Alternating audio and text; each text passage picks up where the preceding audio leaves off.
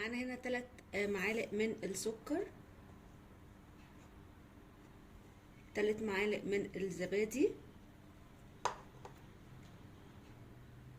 3 معالق من الحليب، 3 معالق من الزيت النباتي. هخلط المكونات دي مع بعض كويس جدا علشان السكر يدوب.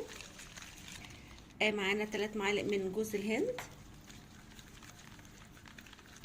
3 معالق من دقيق السيمولينا، 3 معالق من الدقيق. كل المكونات عندي 3 معالق ما عدا حبايتين من البيض، طبعا رشة الفانيليا. هخلط كويس جدا. واخر حاجة معلقتين صغيرين من البيكنج باودر او معلقة كبيرة بالشكل ده كده. وكده الخليط بقى جاهز معانا بالقوام اللي احنا شايفينه ده كده.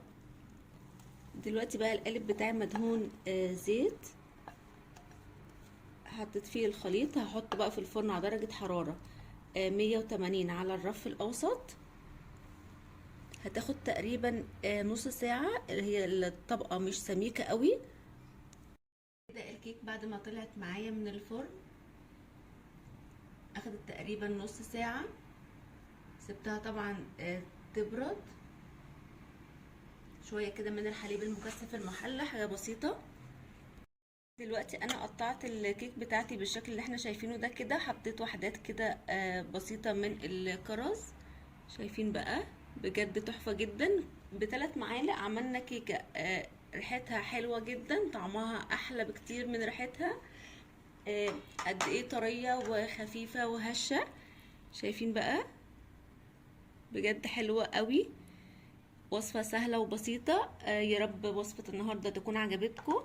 واللي جرب الوصفة وتعجبه يعمل لايك ويسيب لي رأيه في كومنت. والسلام عليكم ورحمة الله.